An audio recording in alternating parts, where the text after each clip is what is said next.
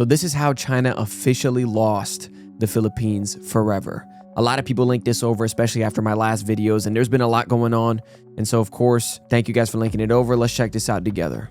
Let's go. All right, moving on, the reckless act of Chinese warship chasing a smaller Philippine patrol boat has reignited tensions in the South China. Right, newly released footage shows a Chinese Coast Guard vessel crashing into one of its own warships. Beijing and Manila clash. And that was, I'm telling you guys, karma. Crashing into your own warship while trying to chase another one, that's karma. In the South China Sea after a Chinese Coast Guard ship reportedly expelled Philippine vessels from the contested Scarborough. For a long time, China believed the Philippines would be easy to win over. It offered huge promises of money, trade, and new projects to make life look better. There were talks of new roads, bridges, and investments that seemed too good to turn down. To the outside world, it appeared that the Philippines was moving closer to China and that a new partnership was being built. But Oh yeah, because they were trying to offer them money, but the reality is that money was going to hold over their head like as a debt. So and then you're in constant debt, and then they can kind of take that part of the sea that they really want to take over, which is ridiculous in itself because they're still trying to do it even though they are not legally bound to do it. But the funny thing is that the Philippines didn't just allow that. They were like, nah, we're not going to just take your debt. We'd rather just try and figure this out. truth was very different. The people of the Philippines never forgot their own values. They never forgot the price of their freedom or the importance of protecting their land and seas. The promises soon started to lose meaning. Projects were left unfinished. Loans came with heavy costs, and the deals began to look more like control than friendship. Instead of lifting the Philippines up, many of these offers carried hidden strings that threatened its freedom. The people started to see through the illusion. They understood that their independence was worth more than money, and that pride cannot be bought with promises. The Philippines has always been more than a piece of land on a map. It is a nation built on strength, courage, and the spirit of its people. Over time, the country turned away from empty promises and looked toward partners who respected its voice. Allies like the United States and Japan offered support built on respect rather than pressure. This shift marked the moment when the Philippines began to reclaim its place with dignity and pride. The truth is that China did not lose the Philippines because of one single move. It lost because the Filipino people chose freedom over control and courage over fear. And that's insane because they literally did not want any part of the Philippines other than being able to control them in some sort of aspect, whether it's owing money or anything like that. And it's sad because, like, you know, China is a incredible place with a lot of culture and a lot of beauties. But the reality is when you start trying to put your hand over someone's head and try to, you know, puppet them, which they were trying to do, it's kind of just sad. It's like, why would you do that? And then trying to now, even though they didn't allow it, instead of moving on, they decide, you know what? Now we're going to just start harassing the fishermen and start harassing the people of the Philippines. Why? Like, it's a powerful reminder that even a smaller nation can stand strong against a giant when it refuses to be silenced. Before we continue, make sure to like this video and subscribe to the channel. Your support allows us to share more about the Philippines and its role in shaping the world. The early courtship.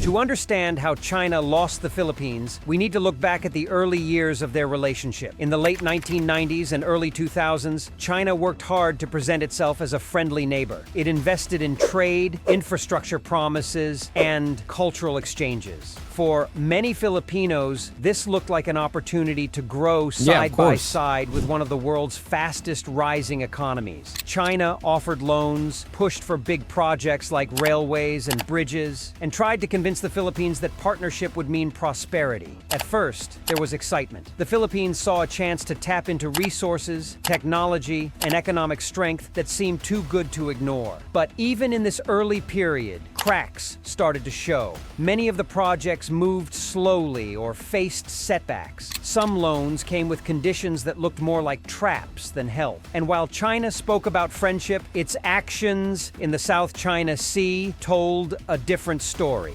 Filipino fishermen were already beginning to face restrictions in waters they had relied on for generations. This was the beginning of doubt. The Philippines started to see that behind the smiles and promises, China's interests were not about equality. They were about control. Yeah, having what control. What began as courtship soon started to feel like manipulation. South China Sea tensions.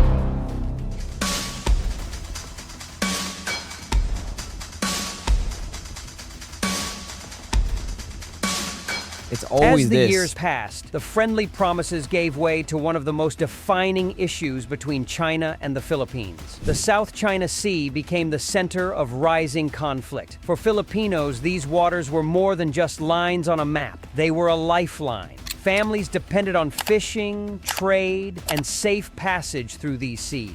But China began building artificial islands, placing military outposts, and pushing its claims further and further. Filipino fishermen were suddenly blocked from areas they had worked in for generations. So imagine you're working there for generations, like he said, then you start getting harassed almost randomly. How would you feel? How would you feel? You would feel like, how am I even supposed to go to work today? How am I supposed to continue this routine that I built trying to feed my family?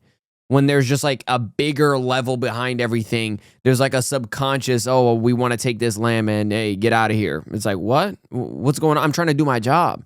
And I even mentioned this before. It's like they're just trying to do their job, but these people have like an agenda and they're trying to do more.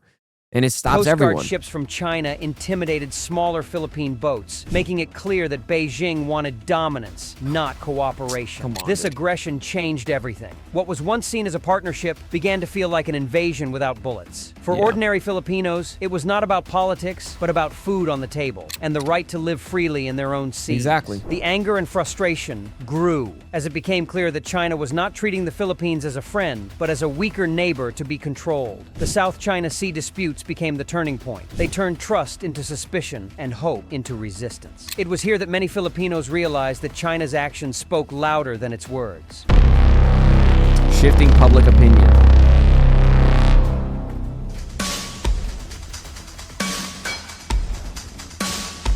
Workshop series explores trade and investment. As the tensions in the South China Sea grew, something powerful began happening inside the Philippines itself. Public opinion started to shift. For many years, Filipinos tried to see China as a partner that could bring investment and opportunity. But the repeated clashes at sea, the loss of fishing grounds, and the feeling of being pushed around changed hearts and minds. Ordinary people began to speak up. Fishermen shared their struggles in news reports. Families talked about how their livelihoods were being threatened. This is what I'm talking University about. students debated sovereignty and independence. Slowly, the trust that China had worked to build started to collapse. You know what I dislike too? It's not even just about politics or this or any quote unquote touchy subject. It's more so just the fact that you are kind of taking away from people's livelihood when you're harassing them, especially the ordinary fisherman just trying to do his job. And like I mentioned, you have an agenda, but what does he have to do with that? You're just harassing someone who's trying to put food on their table. Like, nothing pisses me off more than that, because these are people who are just trying to put food on the table and are hardworking Filipinos just trying to do their job. And then you do, hey, forget all that. Let's just try and take this land. And yes, you're a part of that. You're a part of the problem. Like, how were the fishermen a part of the problem in their agenda? That's the thing that really angers me the most. Polls and surveys reflected this shift. A growing number of Filipinos no longer view China as a friend. Instead, they saw Beijing as the greatest threat to their nation's security and future. At the same time, support for alliances with countries like the United States, Japan, and Australia started to rise. Yep. This shift in opinion was more than just words. It influenced politics, policies, and even elections. Leaders could no longer ignore the will of the people. For many Filipinos, defending their sovereignty and standing up to China became a matter of national pride. The Philippines was no longer just listening to what China promised. It was paying attention to how China behaved. And that change in perspective would shape the next chapter of the relationship. The power of the Filipino people.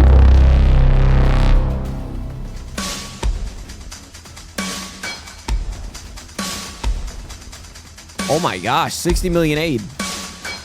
When we look at how the Philippines moved away from China, we cannot ignore the strength of the Filipino people. For centuries, Filipinos have shown that even when larger powers try to influence them, the voice of the people can shape the nation's path. This was true in the fight for independence, and it remains true today. Across towns, cities, and villages, Filipinos began demanding that their leaders protect their seas, their resources, and their dignity. They used media, protests, and even social platforms to raise their concerns. What may have started as small voices turned into a powerful national movement. Yeah, everyone this saw it. unity showed the world that sovereignty is not just about borders on a map. It is about people standing together and saying that their future cannot be dictated by outside forces. China may have tried to use its size and influence, but it underestimated the pride and resilience of the Filipino people. What makes this power even more striking is how it influenced leaders. Politicians could no longer ignore the voices of fishermen, workers, and students. Decisions in government started reflecting the will of the people. And this is what's crazy, is this is what's most important.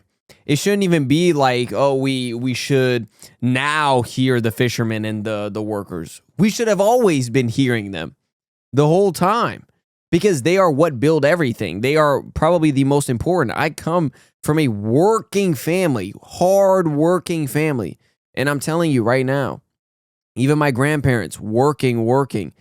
The reality is these people are some of the, or if not the most important in a society, especially. I feel like the reality is simple.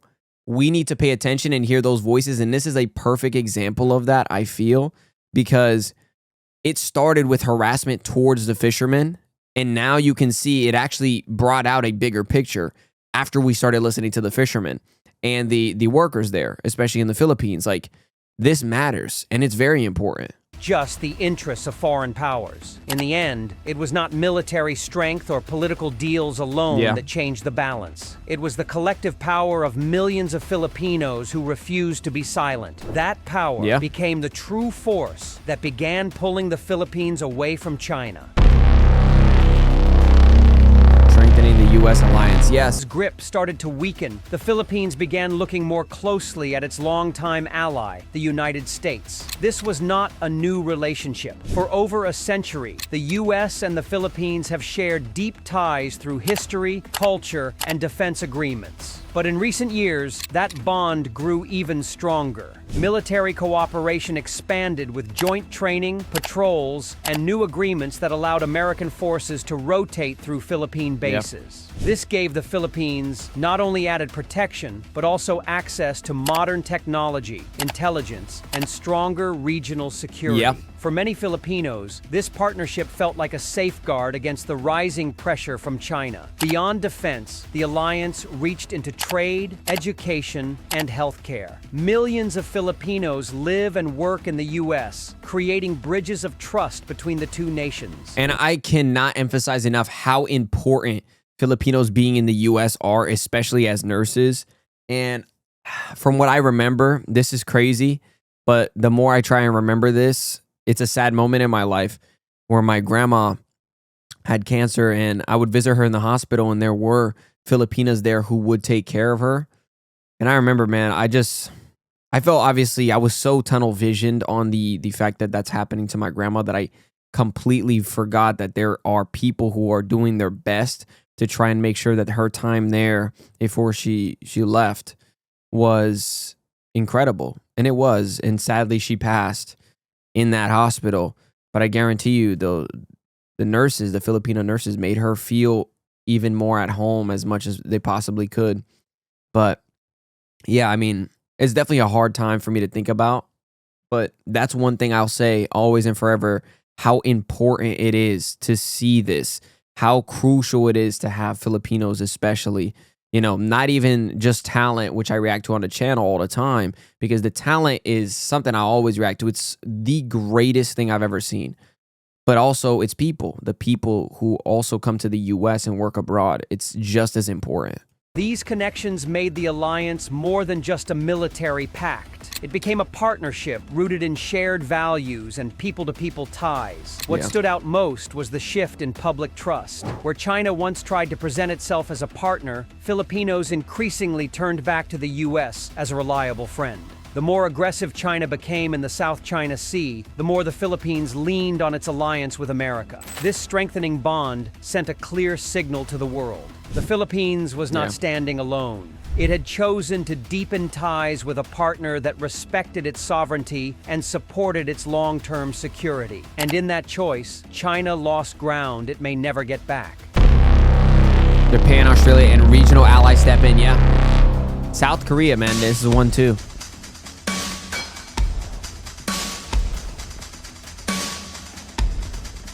Wow. As the United States grew closer to the Philippines, other regional powers also stepped forward. Japan, with its own history of standing up to Chinese expansion, became one of the Philippines' most dependable partners. Japan offered Coast Guard ships, maritime training, and even investments to help the Philippines strengthen its economy and protect its waters. For Filipinos, this support showed that they were not isolated, but part of a broader regional effort. Australia also played a vital role. The partnership expanded through joint military drills, security dialogues, and open support for the Philippines in international disputes. Australia understood that the South China Sea was not just a local issue. It was about protecting freedom of navigation, trade routes, and the balance of power in the entire Indo-Pacific region. Even countries like South Korea, India, and members of ASEAN began to voice stronger support for the Philippines. Some offered economic cooperation, while others stood beside the Philippines in international courts and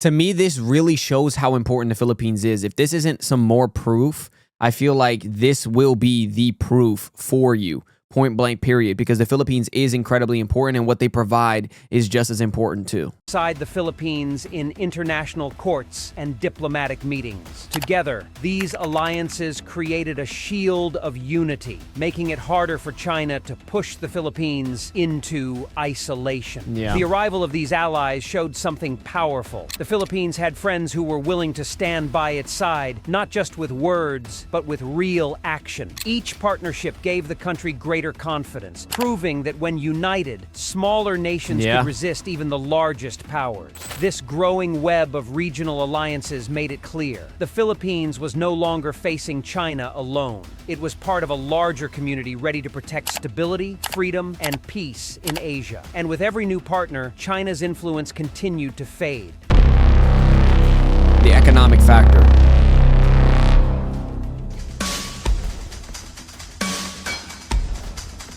Oh, man. Trade and investment, trade and investment. While military and diplomatic partnerships shaped much of the Philippines' direction, economics also played a huge role in how the country moved away from China. For years, Beijing tried to use trade and investment as tools of influence. China became one of the Philippines' largest trading partners, sending in billions of dollars in imports and exports. At first, this looked like a promising relationship, but soon, cracks began to show. Many Filipinos noticed that Chinese investments often came with strings attached. Some projects were left unfinished, while others heavily benefited Chinese companies rather than local workers.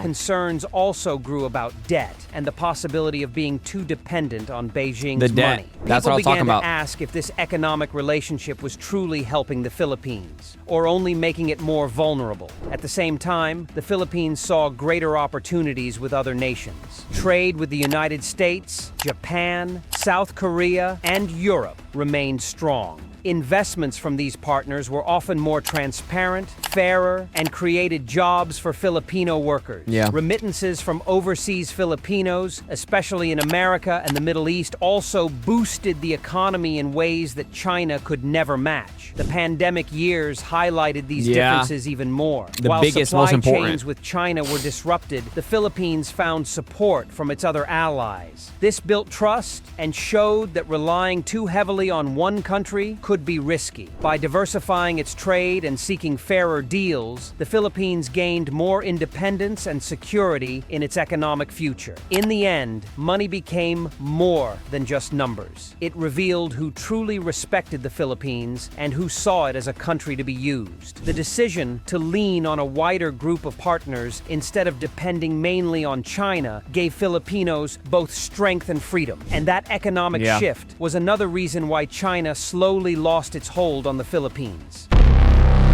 Filipino identity and values. Actually closer to the United States foreign policy. Beyond politics and economics, what truly shaped the Philippines' distance from China was something far deeper. It was the strength of Filipino identity and the values that guide everyday life. For centuries, the Filipino people have built a culture rooted in freedom, dignity, and respect for others. These values have always shaped how the nation interacts with the world. When Filipinos looked at how China treated its neighbors, many felt it did not match the values they held close.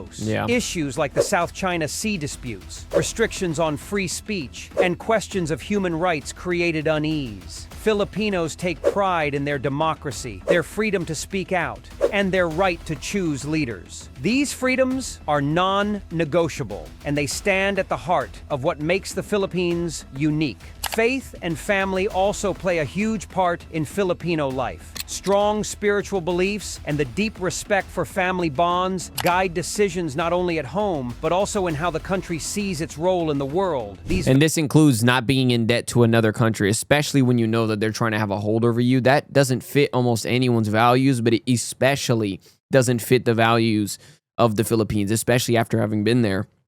You can see that in every person. They aren't the type to just be completely controlled by an entire I mean, look at the revolution. I've already watched them, even my Vision Movies channel. I literally have watched General Luna, all of this, all the revolution of the Philippines when they were trying to be, you know, manipulated / controlled by another country. It just doesn't really work. It doesn't work because it's something that they don't like. They don't like that. It doesn't even revolve around their values, especially. Values align more closely with nations that honor human rights, community, and fairness. This made the Philippines feel more at home with democratic partners than with a power that often ignored these principles. The Filipino people have also shown that their identity cannot be swayed by money or pressure. Even when China tried to use investments and promises to gain influence, Filipinos held on to their values. National pride and unity proved stronger than economic offers or political pressure. In the end, it was this strong cultural identity that made it clear the Philippines would choose its own path, not one forced upon it. Filipino identity is not just about heritage. It is about resilience, independence, and a deep sense of justice. And it is this unshakable foundation that helped the Philippines move away from China and closer to partners who respect its people and their values. China's miscalculations.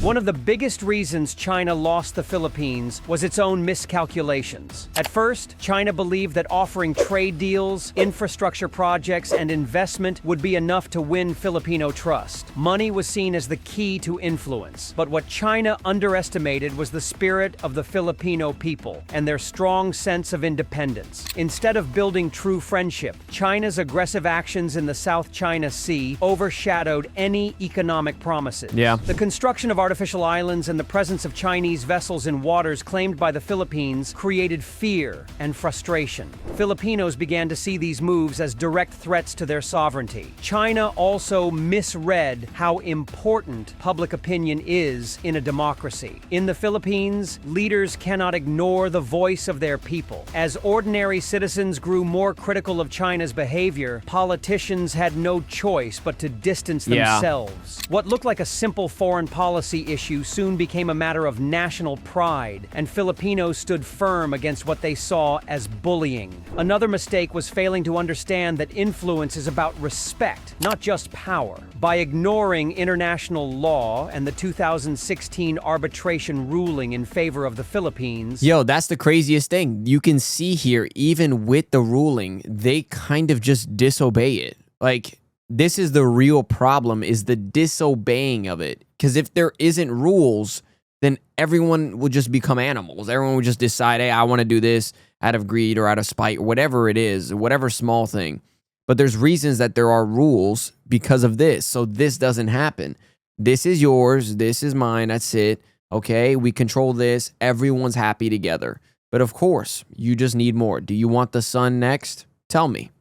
China sent a message that it valued dominance more than fairness. This pushed the Philippines to seek stronger ties with allies that respected both its people and its rights. In the end, China's miscalculations came down to underestimating the Filipino character. The focus on control and pressure backfired, driving the Philippines closer to partners who valued cooperation. What China thought would be a relationship of dependence instead became a lesson in how pride, democracy, and values cannot be bought or controlled. The final shift. Council between China. This is going to build a lot for the future, too.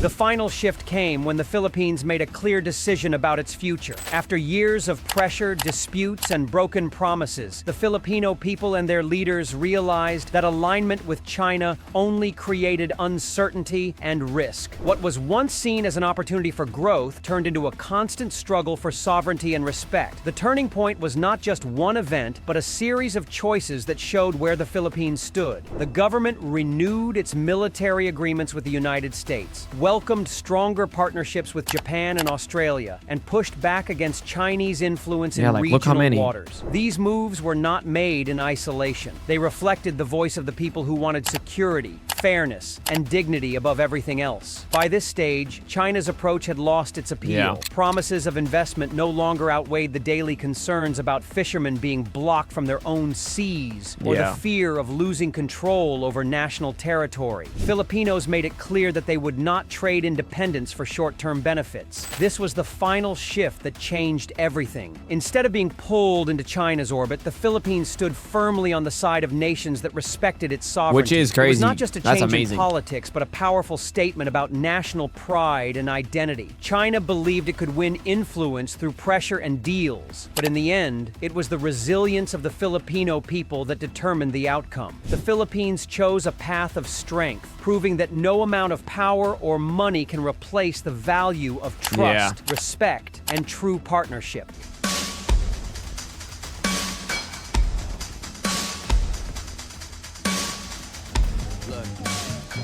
How good you been living? Wait, how good you been living? I've been living too good for you. I've been living too.